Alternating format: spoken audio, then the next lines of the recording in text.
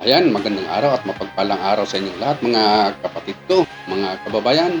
At ito na naman ang inyong lingkod, Dipensor Katoliko. At sa episode natin ngayon ay magbabasted po tayo ngayon ng isang video. Na kumakalat ngayon sa social media, sa Facebook, sa YouTube at maging sa TikTok.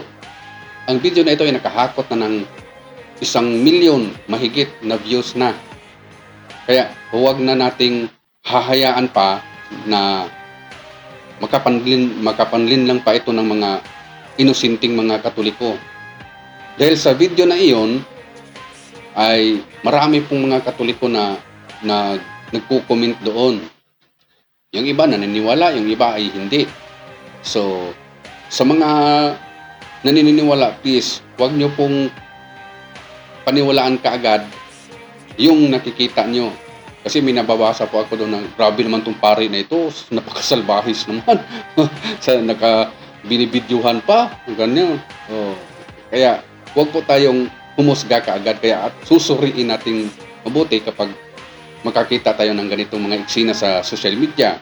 Dahil ang sabi ni Jesucristo dito sa Juan 7:24, huwag kang humatol batay sa iyong nakikita lamang.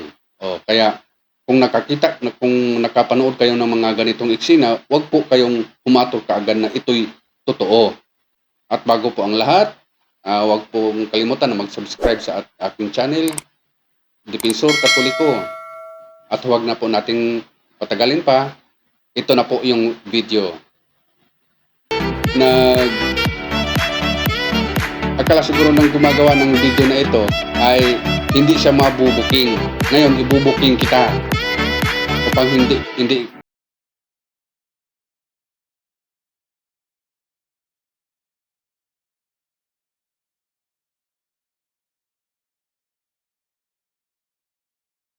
Base po sa aking pagre-research sa internet, itong video na ito ay daya. At lalo na itong pare, hindi po ito totoong pare. Bakit po? Yan, malalaman po natin. Ito po.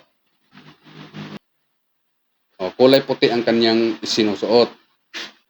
Ang tawag dyan sa sinusuot nila sa mga pare na nasa kanilang ulo, yan po ay skull cap. O mas kilala sa pangalan na Sukito. Ayon sa aking pagre-research, ito po. Yan, Sukito. Ang Sukito na sinusuot ng mga pare ay mayroon pong 4 na kulay. Ayan, yan po. Ang 4 na kulay na ito ay black, red, purple, at saka white. Yan. Bawat kulay ay mayroon pong pagka pare na siyang magsusuot nito. Una, itong black ay para sa ordinaryong pare, purple para sa bishop, at red para sa kardinal, at white ay para sa Santo Papa. At napansin niyo po, ang sinusuot nitong sinasabing pare na ito na nagsasayaw ng sexy pa na babae ay kulay puti. So, hindi naman po siya Santo Papa. So, ibig sabihin, hindi ito tunay na pare. Kasi kung tunay na pare, kung ordinaryong pare lang siya, ay ang sinusuot ay kulay itim. Diyan natin malalaman na ito'y isang pandaraya lamang. Pero dalawa po ang pananaw ko rito.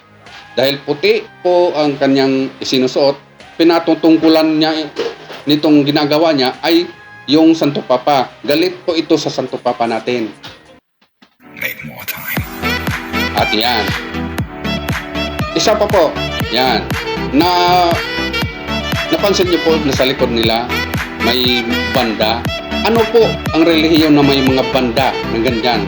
Alam niyo na po kung ano yan. Kaya po mag-ingat po tayo kasi sa social media ay gumagala na rin si Satanas.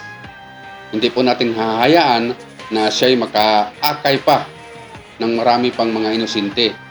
Kaya magtulungan po tayo na kapag magkakita kayo ng ganito, ay susuriin natin mabuti upang hindi na rin ninyo masasabi sa iba na si Father, yung pare na ganito sa Katoliko, ganito, ganyan, hindi na tayo magsisimba. Yan po ang napakalaking mali kasi humahatol ka na po batay lamang sa inyong nakikita.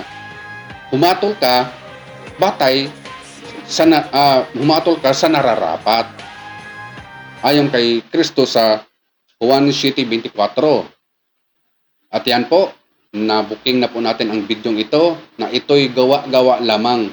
Hindi po siya totoong pare. At sana po ay may natutunan po kayo sa aking video ngayon.